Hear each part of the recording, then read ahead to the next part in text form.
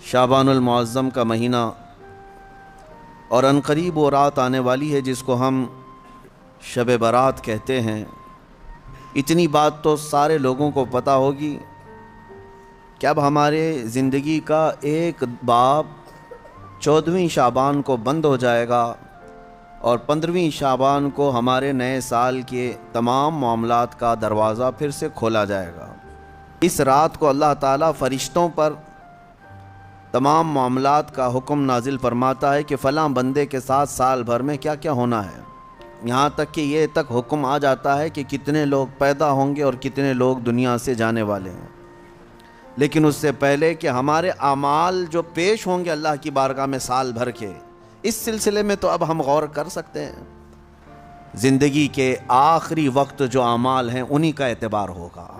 میرے آقا صلی اللہ تعالیٰ علیہ وسلم نے ارشاد فرمایا، اللہ تعالیٰ نے کسی کو جنتی لکھا ہے کسی کو جہنمی، لیکن ہوتا یہ ہے کہ ایک بندہ نیک کام کر رہا ہے زندگی بھر، اچھے اعمال کرتا رہتا ہے، لیکن اس کے متعلق لکھا گیا کہ یہ جہنم میں جانے والا ہے۔ ہوتا کیسے ہے؟ فرمایا گیا موت کے آنے سے چند دنوں پہلے یا چند لمحوں پہلے وہ ایسے گندے کاموں میں مصروف ہو جاتا ہے جو جہنم کی طرف لے جاتے ہیں، انہی کاموں میں اس کی موت ہوتی ہے اور خاتمے پر ہی سب کچھ دار و مدار ہے، پھر اسے دوزخ کی طرف لے جایا جاتا ہے۔ اور کسی کے متعلق اللہ تعالیٰ نے جنتی لکھا ہے جبکہ اس کے کام برے تھے۔ فرمایا گیا کہ وہ برے کاموں میں مصروف تو رہتا تھا لیکن موت سے پہلے اچانک وہ اللہ کی طرف آ گیا، یہ محافل میں بیٹھنے لگ گیا اور اسی اثنا میں اس کی موت ہوئی، تو آخر میں جو کچھ کرتا تھا اسی کا اعتبار کیا جائے گا اور اسے جنت بھیج دیا جائے گا۔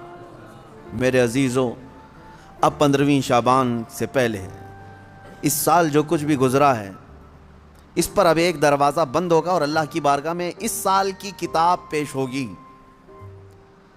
یعنی شمسی سال کے اعتبار سے، انگریزی مہینوں کے اعتبار سے 2022 اور 23 انکم ٹیکس کا حساب ایسے ہی چلتا ہے، 20-21 21-22 22-23، اس طرح سے آپ کا 22 اور 23 کا حساب 4 دن کے بعد اللہ کریم کی بارگاہ میں جانے والا ہے۔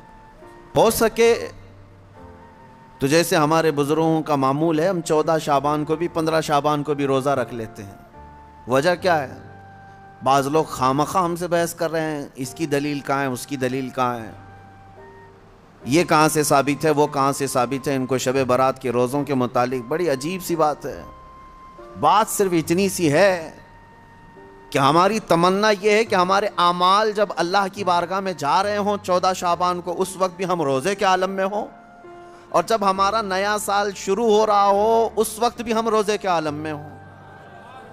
کیا یہ بہتر طریقہ نہیں ہے؟ اسی لیے بزرگوں کا معمول رہا کہ اس سال جو بھی چلا، جیسا بھی گیا، گزرا تو ہے، لیکن اخیر وقت کچھ ایسے اعمال کر لو کہ اللہ کی بارگاہ میں جب یہ پیش ہوں تو تمہارے لاسٹ امپریشن کو دیکھا جائے، تمہارے آخری اعمال کو دیکھا جائے کہ آخر میں یہ کیا کرتا تھا۔ اللہ نے قرآن میں فرمایا ہے، دوڑو اللہ کی طرف، ففروا الی اللہ، اللہ کی طرف دوڑے دوڑے آ جاؤ، سابقوا الی الخیرات، نیکیوں کی طرف دوڑ بھاگ کرو، جتنا ہو سکے بھاگو۔ صحابہ کرام رضوان اللہ تعالیٰ علیہم اجمعین میں اس بات کا تو کمپٹیشن ہوتا تھا، وہ نیکیوں میں سبقت لے جانے کے لیے ایک دوسرے کے آگے بڑھنے کی کتنی تمنائیں کرتے۔ سیدنا ابو بکر صدیق اور حضرت عمر فاروق رضی اللہ تعالیٰ عنہ کا معمول یہ تھا کہ حضرت عمر کہتے ہیں میں ڈھونڈ ڈھونڈ کر کے مدینے میں کچھ ایسی نیکی کرنا چاہتا تھا جو ابو بکر نہیں کرتے، کہیں پر بھی ان کے برابر ہو جاؤں یا ان سے آگے بڑھ جاؤں۔ بڑی مشکل سے حضرت عمر کو ایک گھر ملا، ایک بوڑھی عورت جس کا کوئی نہیں رہتا تھا۔ حضرت عمر نے طے کر لیا کہ اس کے بیوہ عورت ہے، اس کے گھر کا سارا کام میں کر دوں گا، کسی کو پتہ بھی نہ چلے۔ وہ فجر میں نماز کے بعد جا کر دیکھے تو اس عورت کا سارا گھر کا کام پہلے سے کیا ہوا ہے۔ دوسرے دن آ کر دیکھے وہی حال تھا۔ حضرت عمر کہتے ہیں تیسرے دن میں اذان فجر سے پہلے ہی چھپ کر دیکھنا شروع کیا کہ آخر اس کے گھر کا کام کرتا کون ہے۔ کہا ایک چادر اوڑے ہوئے ایک شخص آیا، گھر میں داخل ہوا، جھاڑو لیا، جھاڑنے لگا، ساری چیزیں ڈھنگ سے رکھنے لگا، اذان ہونے لگی، وہ اس عورت کے گھر سے باہر نکلنے لگا۔ حضرت عمر کہتے ہیں میں قریب جا کر چادر ہٹایا تو ابو بکر صدیق تھے۔ حضرت عمر کہتے ہیں میں کبھی آگے بڑھ ہی نہیں سکتا، میں جہاں کوشش کرتا ہوں اس سے پہلے حضرت ابو بکر پہنچے ہوئے ہوتے۔ جب آپ کی خلافت کا وقت تھا تب آپ نے اعلان کیا، حضرت عمر فاروق نے، کوئی ایسی نیکی جو ابو بکر کرتے تھے اور میں نہیں کر رہا ہوں تو لوگوں مجھے بتا دو تاکہ میں برابر ہو جاؤں۔ کسی ایک صاحب نے کھڑے ہو کر کہا حضرت ابو بکر جب خلافت کرتے تھے ان کے زمانے میں وہ سب کے حقوق ادا کرتے، لیکن روزانہ وہ دوپہر کے وقت اپنے ہاتھ میں توشادان لے کر جنگل کی طرف جاتے اور پتہ نہیں کسی کمزور یا کوئی معذور یا محتاج کو کھلا کر آتے، لیکن ہمیں یہ نہیں معلوم کس کو کھلاتے تھے۔ یہ حضرت ابو بکر کا معمول تھا۔ دوسرے دن حضرت عمر نے اپنے گھر سے توشادان لیا، روٹی سالن، اور لے کر اسی جنگل کی طرف چل پڑے۔ وہاں کس کو کھلاتے تھے کیا پتہ، دن بھر ڈھونڈتے رہے، کوئی ملے، کوئی نہیں ملا۔ شام کا وقت قریب آ رہا تھا، ایک پہاڑ کی چوٹی میں ایک غار سے کسی کے ذکر کرنے کی آواز آ رہی تھی۔ دوڑ کر جا کر دیکھا کہ کوئی ہے یہاں پر مجبور۔ جیسی غار کے اندر نظر پڑی تو دیکھا ایک ایسا شخص بیٹھا ہوا ہے جس کے ہاتھ بھی کٹے ہیں، پیر بھی کٹے ہیں، اور آنکھوں سے بھی بینا نہیں ہے، اندھا ہے، نابینا ہے۔ اتنی معذوری کے عالم میں اگر کوئی بیٹھا ہوا ہے اور غار میں، تو حضرت عمر کہتے ہیں مجھے تو یقین ہو گیا کہ یہی وہ بندہ ہے جس کو حضرت ابو بکر کھلایا کرتے تھے۔ حضرت عمر کہتے ہیں میں گیا، چپکے سے جا کر بیٹھ گیا، میں نے آواز بھی نہیں کی تاکہ اس اندھے شخص کو یہ معلوم بھی نہ ہو کہ کون کھلانے آیا ہے۔ آپ نے روٹی توڑ کر سالن میں بھگوئی اور اس اندھے کو منہ میں روٹی رکھی۔ جیسے ہی اس کے منہ میں روٹی کا ٹکڑا گیا وہ چیخ کر کہتا ہے آنے والے، کیا ابو بکر کا انتقال ہو گیا؟ کون آیا ہے آج کھلانے کے لیے؟ حضرت عمر کہتے ہیں تو اندھا ہے، نابینا ہے، تجھے کیسے خبر کہ آنے والا ابو بکر نہیں ہے؟ وہ کہتا ہے اس لیے کہ ابو بکر کو پتا تھا میرے منہ میں دانت نہیں ہے، وہ اپنے منہ سے چبا کر میرے منہ میں روٹی ڈالتے تھے۔ آج تو نے پوری روٹی اٹھا کر ڈالی تو مجھے سمجھ میں آ گیا کہ آنے والا ابو بکر نہیں ہے، کوئی اور آیا ہے۔ حضرت عمر کی آنکھوں سے آنسو آئے، باہر نکل کر کہتے ہیں قسم رب ذوالجلال کی ہے ابو بکر، آپ سے ایک قدم بھی میں آگے نہیں بڑھ سکتا۔ عزیزان گرامی وقار، مجھے یاد ہے بچپن میں جب چھوٹے تھے تو رمضان میں روزانہ اسکول کی جانے کے بعد یہی چیزیں ہوتی تھی، تیرے کتنے روزے ہوئے، تیرے کتنے روزے ہوئے، ہر ایک کے روزے ہی ایک دوسرے کو پوچھتے رہتے۔ لیکن آپ ہو سکتا ہے آپ کے ساتھ بھی ایسا ہوتا رہا ہوگا، سارے دوست جیسے 10 رمضان آ گئے، 15 رمضان آ گئے، ہر ایک کو پوچھتے رہتے ہیں کتنے ہوئے کتنے ہوئے، کسی کے 7 ہوئے، کسی کے 10 ہوئے، کسی کے 12 ہوئے، اور کوئی کہتا ہے پورے ہوئے ہیں، اب تک کے پورے ہوئے ہیں۔ ہم بھی اس وقت سنتے تھے، ایک دوسرے سے بات کرتے تھے، لیکن اس وقت ایک دوڑ رہتی اور گھر میں آ کر جھگڑا بھی کرتے، فلاں کے تو 10 ہو گئے، مجھے سحری میں ضرور اٹھانا، نہیں تو میں اس کے پیچھے پڑ جاؤں گا، میں اس کا پیچھے ہو جاؤں گا۔ تو یہ دوڑ کہاں سے آئی؟ یا آپسی ماحول سے ہی آئی۔ یہی انوائرمنٹ ہم چاہتے ہیں کہ نیکیوں میں سبقت لے جانے کا انوائرمنٹ ہو جائے، ماحول ایسا ہو، دوڑ لگے، صرف رمضان میں نہیں، تلاوت قرآن میں بھی۔ صحابہ کے درمیان یہی ماحول تھا۔ حدیث پاک میں ملتا ہے صحابہ کرام مسجد نبوی میں جمعہ کی نماز کے لیے جو آتے، پہلی صف کا ثواب ہے نا، حضور پاک صلی اللہ تعالیٰ علیہ وسلم نے صرف ایک بار یہ ارشاد فرمایا کہ اگر میں تمہیں بتا دوں کہ پہلی صف میں نماز پڑھنے کا ثواب کیا ہے تو اس پہلی صف میں آنے کے لیے تم سب آپس میں تلوار بازیاں کرنے لگ جاؤ گے، جنگ ہو جائے گی تمہارے درمیان۔ تو حضور پاک صلی اللہ علیہ وسلم نے اتنا فرمایا تھا، لیکن تلواریں تو نہیں نکلتی تھی صحابہ کی۔ لیکن جمعہ کی نماز کے لیے جو صحابہ مسجد نبوی میں آتے تھے، جانتے ہیں وہ کب آتے؟ فجر کی نماز میں آ جاتے تھے۔ جو فجر کی نماز میں حاضر ہوا اسے جمعہ کی نماز پہلی صف میں ملی۔ یہ دوڑ تھی۔ میں اکثر ان بزرگوں کی تاریخ پڑھتا بھی ہوں اور ان کی کتابیں مجھے بڑی پسند بھی ہیں، یا ان کی صحبت مجھے بہت اچھی لگتی ہے، جو کثرت سے میرے آقا صلی اللہ تعالیٰ علیہ وسلم کے کمالات کا ذکر کرتے ہیں۔ دل لگتا ہے ان بزرگوں کے پاس۔ اس کی وجہ یہی ہے کہ ان کو ہم جتنا پڑھتے ہیں ہمارے اندر سے اتنا ہی عشق رسول بڑھتا چلا جاتا ہے۔ ہو سکتا ہے پہلے ایسی تمنائیں نہیں تھی، لیکن بزرگوں کو پڑھنے کے بعد کچھ اور ہی تمنائیں ہونے لگتی ہیں۔ ظاہر سی بات ہے پیر مہر علی شاہ رحمۃ اللہ تعالیٰ علیہ اعلیٰ حضرت امام اہل سنت فاضل بریلوی یہ مدینے گئے تھے حضور پاک صلی اللہ تعالیٰ علیہ وسلم کی بارگاہ میں. ہزاروں نہیں لاکھوں کروڑوں لوگ آتے ہیں اپنی اپنی تمنائیں مانگتے ہیں. یا رسول اللہ میں فلاں ہو گیا آپ مجھے یہ عطا کر دیں وہ عطا کر دیں. لیکن ان بزرگوں کے سوال تو یہ تھے کہ یا رسول اللہ کچھ نہیں بس آپ اپنی قبر انور سے باہر آ کر دیدار کرا دیں. تجھ سے تجھی کو مانگ کر مانگ لی ساری کائنات. ان کا فلسفہ یہ تھا تجھ سے تجھی کو مانگ کر مانگ لی ساری کائنات. وہ اپنے ہو گئے تو رحمت پروردگار اپنی. اور یہ سوال کیا اور دونوں بزرگوں کو پہلی مرتبہ دوسری مرتبہ تیسری مرتبہ امید تو ان کی پوری نہیں تھی. یعنی وقتی طور پر ان کی مانگی ہوئی چیز تو سامنے نہ ملی. حکمتیں ہیں. دوسرے دن اعلیٰ حضرت فاضل بریلوی نے بھی اپنے ماتھے کی آنکھوں سے جلوہ رسول کو دیکھا. پیر مہر علی شاہ صاحب مدینے سے رخصتی ہو گئے یہ کہتے ہوئے کتے مہر علی کتے تیری سنا گستاخ آنکھیں کتھی جا اڑیاں. اے مہر علی کہاں تیرا منہ اور کہاں وہ مقام. تیری آنکھیں کیا اس لائق ہیں کہ تو دیکھنے کی تمنا کر بیٹھا. پھر یہی سوچ کر کے نکلے. وادی ہمراہ پہنچے تھے.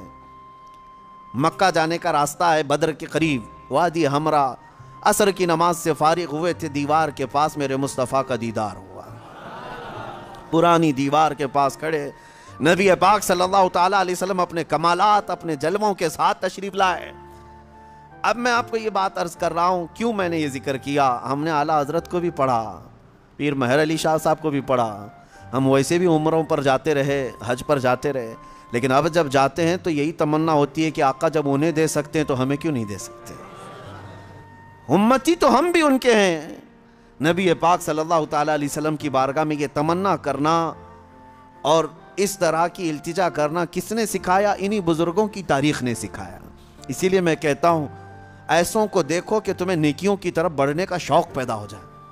کہ نبی پاک صلی اللہ تعالیٰ علیہ وسلم کون ہیں سب کو پتہ ہے. سید الانبیاء معصوم عن الخطا سید الرسل امام الاولین امام الآخرین مالک جنت مالک رقاب ہم سب کی جانوں کے مالک.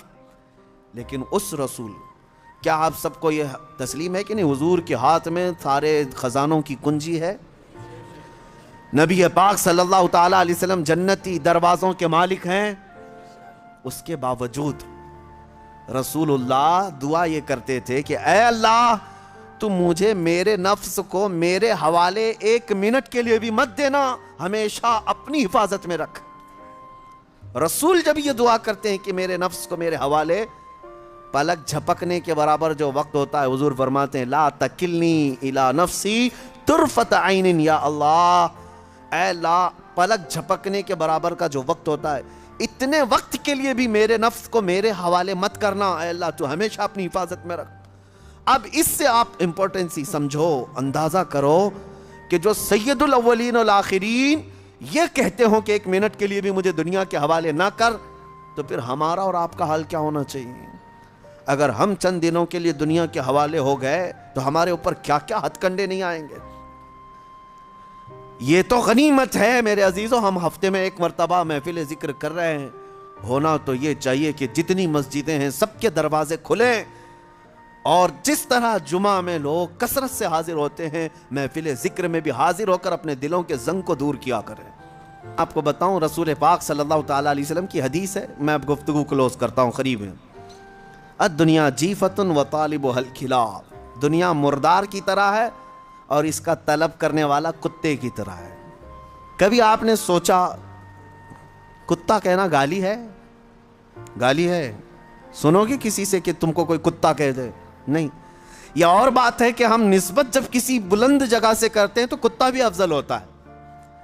اگر ہم دربار رسول کا کتا کہتے تو یہ گالی نہیں ہے فخر کی بات ہے. لیکن ویسے اگر آپ کو کتا کہہ دیا تو برا لگتا ہے. کیوں برا لگ رہا ہے؟ جبکہ آپ کو اگر پوچھیں تو آپ خود ہی کہیں گے کتا بڑا وفادار ہوتا ہے. اس کے اندر تو ایک کوالٹی ہے. کتا اپنے مالک کو چھوڑتا نہیں. کتا اپنے مالک کے دوستوں پر بھونکتا نہیں، کتے کو دو نہ دو دروازہ چھوڑتا نہیں. اتنی اچھی اچھی کوالٹیز اس کے اندر ہے، تو کتا تمہیں کہے تو برا کیوں لگ رہا ہے؟ لیکن بہت اچھی بات ایک دانشور نے کہا ہے، کتا کہنے سے آپ کو تکلیف کیوں ہوتی ہے؟ میں بتاتا ہوں. کتے کے اندر اچھی کوالٹی سب ہیں، لیکن جب وہ کچھ کھانے لگتا ہے نا، گوشت ڈالو، مردہ کھا رہا ہو، کوئی بھی ہو، دوسرا کتا آئے تو اسے برداشت نہیں کرتا، بھونکنے لگ جاتا ہے دانت پھاڑ کر کے. بعضوں نے کہا ہے یہ انسان کا تو ہو گیا لیکن اپنی برادری کا نہیں ہو پایا، یعنی اپنے بھائی کو برداشت نہیں کیا. ارے انسان تو دوسرا ہے، اس کی جنس کا تھوڑی نہ ہے. جینڈر میل کھاتے ہیں کیا کتے کے اور انسان کے؟ نہیں ہے.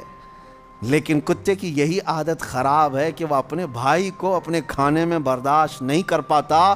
اسی وجہ سے رسول پاک صلی اللہ علیہ وسلم نے فرمایا دنیا کا طلبگار کتے کی طرح ہے.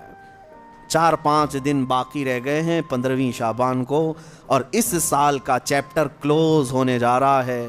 ہمارے سارے اعمال اللہ کی بارگاہ میں پیش ہوں گے، فرشتے لے کر کے جائیں گے، مولا پچھلے سال 15ویں شعبان سے لے کر اس سال کے 14 شعبان تک ان لوگوں نے یہ سارے کام کیے. اب تمہیں پتا ہے، اللہ کو پتا ہے کیا کیا کیے. تم نے کتنی نمازیں چھوڑی وہ بھی لکھا ہوگا، کتنے روزے تم نے رمضان میں پچھلے مس کیے وہ بھی لکھا ہوگا، کتنے زکوٰۃ دبا کر کون بیٹھا ہے وہ بھی لکھا ہوگا، کتنے تم نے لوگوں کے مال کھائے وہ بھی لکھا ہوگا، کتنوں پر غلط نگاہ ڈالی وہ بھی لکھا ہوگا، کتنوں کے ساتھ دھوکہ کیا ہے وہ بھی لکھا ہوگا. یہ تمام چیزیں تو اس میں لکھی ہوئی ہیں، اور اسی حالت میں اب یہ جانے والے فرشتوں کے ہاتھوں اللہ کی بارگاہ میں. وہ اللہ کے فرشتے ہیں، لا یعصون اللہ ما امرہم ویفعلون ما یؤمرون. اللہ نے جس بات کا انہیں حکم دیا اس میں ایک رتی برابر وہ نافرمانی نہیں کرتے. جس بات کا انہیں حکم دیا گیا وہی کرتے ہیں. وہ اپنی ڈیوٹی کے پکے لے کر جائیں گے، ابھی سب کے اعمال لے کے جائیں گے. پیچھے گھوم کر کے دیکھ لو سال بھر میں کیا کیا کیے ہو، تمہیں اچھی طرح سے معلوم ہوگا کس مہینے میں کیا کیا عمل ہوئے ہیں.